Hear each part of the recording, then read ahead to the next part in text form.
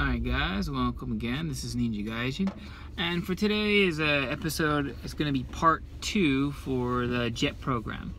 So the previous video we stopped at basically filling out the SOP, statement of purpose, and you know, one other thing I want to mention is you want to make sure you double check right before you submit all your documents to make sure everything's included. It's a lot of paperwork, and quite frankly I think it's more of a pain in the ass than actually needed, but I think it's partly their way of weeding out people who can't follow directions. So just make sure you double, triple check, make sure you have all the paperwork in order, and then when you submit it, then breathe easy, right? Because then you have to wait until January. So basically what happens is in January rolls out, depending on where you applied. Most of you applied probably to a consulate, some of you applied to the embassy. In my case, I actually applied to the embassy itself during my application process because, see, I'm originally from Maryland, and the closest is the actual embassy in Washington, D.C. So I applied there, waited, and most people get notification maybe via email, something like that. How the DC embassy did it was they basically uploaded an Excel document with just a lot of numbers, and then you had to find your application number. If your application number was there, that means you had passed. So I remember like doing the Control F, typing in my ID number really slowly, and then clicking enter, and bam, you know, search 1 of 1. So, you know, if that happens to you, congratulations, you've now passed the first hurdle. And for those of you who have failed, there is alternatives, and I mentioned it a little bit in previous videos, and I might make another video as well talking about the alternatives to JET, but for this one let's just focus on JET. So you applied, you submitted it, voila, you passed the first stage. So what's next? What's next? Well, it's the interview, of course. So the interview is going to be at the consulate or embassy, whichever one is closest to you. In my case, it was a 3-person panel, and one was a previous JET, the other 2 were Japanese. One was an actual embassy worker, the other one was just part of JET program itself. They asked me a range of different questions. The interview lasted about 15-20 minutes. It depends on the person you ask. Some people say it took longer, some people say it took less. Mine was the average, I guess. One thing going in definitely for the interview process is you want to make sure you were wearing a suit, right? There's no reason not to dress up, okay? In Japan, everyone wears suits. Like business suits is the normal. Now as an English teacher, for junior high school, elementary school, you won't be wearing a suit unless you go to a private school, which is not possible through the JET program. But if you go to a high school, it is possible that you'll be wearing a suit more often. In my case, in my particular case, I only wear a suit a few times a year. One entrance ceremony when the students just come in April, and then I wear it for the graduation ceremony, which is in March, and a few other occasions. So maybe like 4 or 5 times throughout the year. That's it for me. Your miles may vary, but regardless, for the interview process, there's really no excuse not to wear a suit. In my case, I previously had a bunch of old suits, but I wanted one that actually fit me, so I went to Men's Warehouse and I bought a suit. It cost me like $300-400, but I figured that, you know, I want a suit that matches me, matches my body frame, and guess what?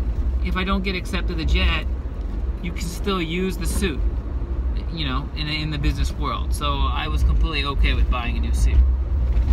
I remember going into the interview, right? Like the waiting room, and I saw people not wearing suits. Like there were some who weren't wearing suits, or they were wearing like non-matching socks. I mean, come on, people. Like I was I was just really baffled. I was like, you put in all the process, you put in all the work to finally apply, you get accepted. So basically, you look good on paper, right? And then they just want to see if you're normal for the interview, right? And then for the interview, you decide to like not wear a suit. I mean, I don't understand. So definitely wear a suit, okay?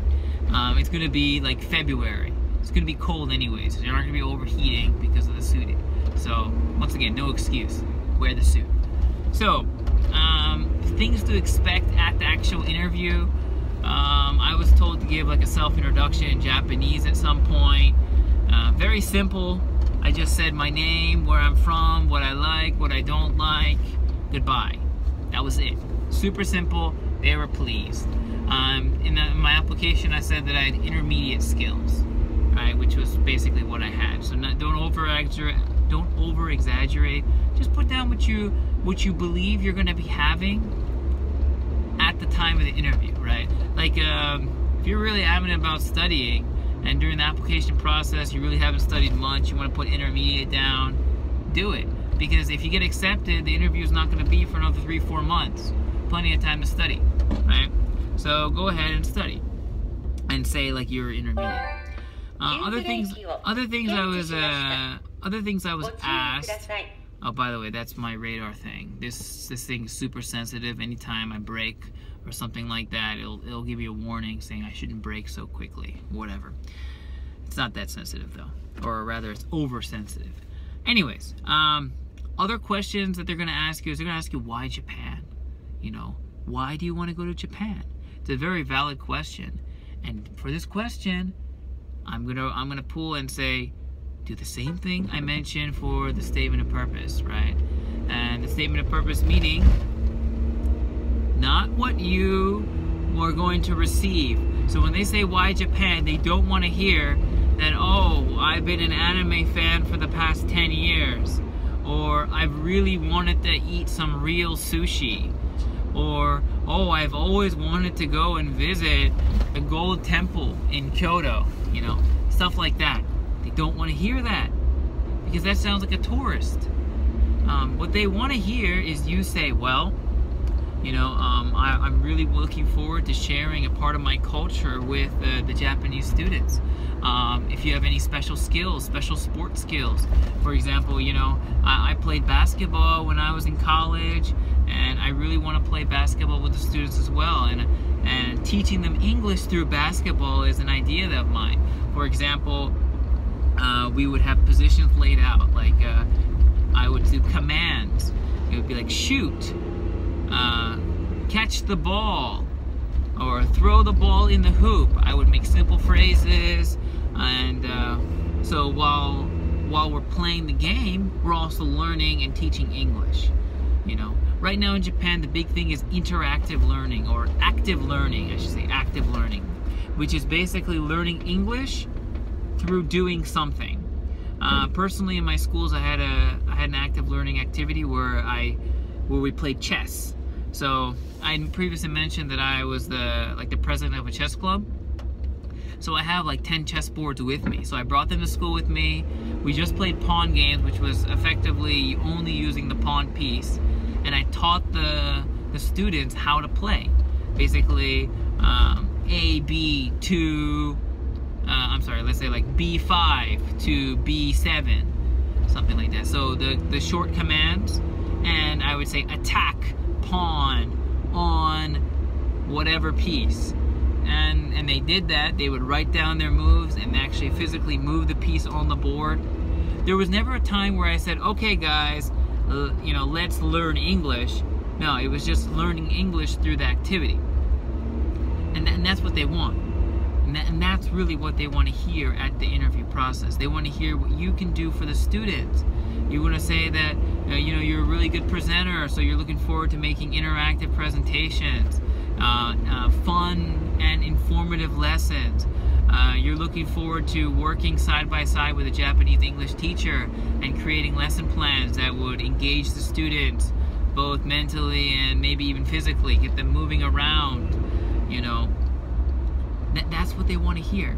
That's why they want to hear why you want to go to Japan. because you want to basically give. You want to give your knowledge. You want to expand on, you know, basically you want to help them, not what they can do for you. So keep all the real things, like what you want to do on the weekends, to yourself, right? So other than that, what they're going to ask you is they're going to try and put you in some like a hard position, right? They're going to ask questions maybe like, so what are you going to do if a student is like sleeping in class? Okay, and you might be thinking, well, you know, maybe I'd go wake them up, or you know, stuff like that. The best answer you can give, I'll tell you right now, is you would leave that student alone, and you would talk to the teacher about it. Because look, the teacher standing in the front of the classroom sees the student sleeping. Now in Japan, their teachers, their homeroom teachers, are very involved in the students' lives. They know the students that are getting good grades and bad grades, but they also know the students, what clubs they do, they just finished a tournament, their life at home. That student could have a whole source of different problems. Maybe their parents are getting a divorce. Maybe they just had a big baseball game and he's tired, and the teacher's purposely letting him rest. I've seen it all before.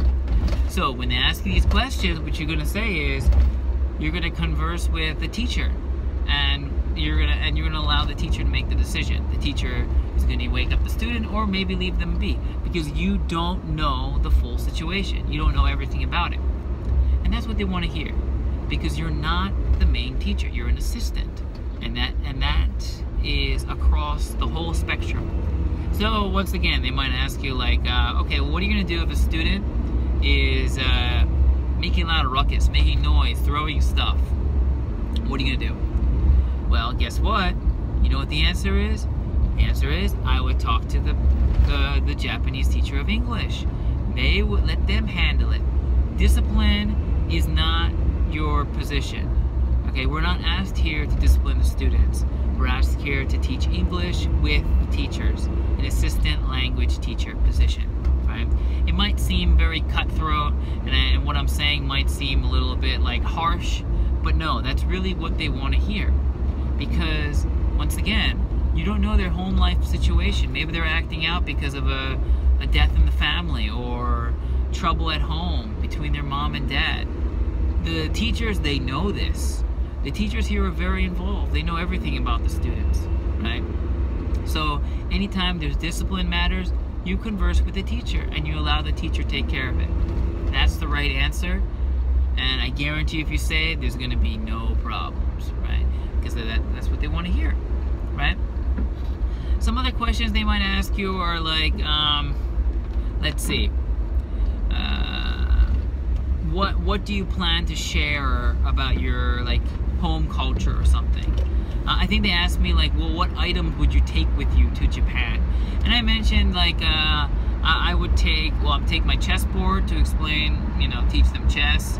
Other things was I would take video from local supermarkets, places like that, to show them, because that's what they really want to see, right? And I would also take, let's see, what did I take? Oh, I took my American football, a real American football. And a lot of the students got a kick of that when I'm doing my self-introduction at the beginning, because I allowed them to hold the ball, you know, see what it is, like a real American ball, real American football, and they enjoyed that. So that's the interview stage. If you have any questions, like more specific questions about the interview, post down below, and I'll definitely get back to you. And like what my answers would be, or anything like that. But let's move on to the next segment, because this is already like 14 minutes. I don't really want to make it too much longer than this. But so after the interview, what's up? Okay, so then in April, you find out whether or not you got accepted. It's called shortlisted, right? If you got shortlisted, that means you're 100% going. Waitlisted, obviously it's maybe. Basically, if someone drops out, you'll be upgraded, possibly. And the last one is rejected. So it's one or the other, or one of the three. If you're shortlisted, what's going to happen is in a few weeks to a month, in my case, it was a month, so in beginning of May, I was finally contacted, and I said that I would be going to Hyogo-ken and the city that I live in, right? So I remember researching Wikipedia like crazy, finding out that I'm basically living in the boondocks. But that's for another story. So you're going to find out where you're going to be going in May, and then the next process is they're going to have you do like an FBI background check on you, where you get fingerprinted, find out if there's anything in your past or whatever. Most of you are fine, and then they'll also ask you to do like a health checkup. So you have to go get some x-rays done, chest x-ray done. Main thing is they're checking for tuberculosis, but any other ailment, etc. If you happen to have any ailments, you're gonna write it down anyways. They're not super picky, but they do want to know if you have any health issues. And then you get contacted in June by your actual Board of Education, the city that you'll be working in, and that's when I found out where I was going for real. And then in July, beginning of August, you'll be going to Tokyo, right, for Tokyo orientation. And then after 3 days, you're basically on your way to your city. And that's pretty much it. If you have any questions about the application process, please feel free to comment down below. Towards the end, it might have been a little bit rushed because I really don't like long videos, because I know you don't like long videos, right? But if you have any questions, comments, concerns, etc., please comment down below, and I will definitely respond as soon as I can. Once again, thanks again for watching, and have a good one. Bye.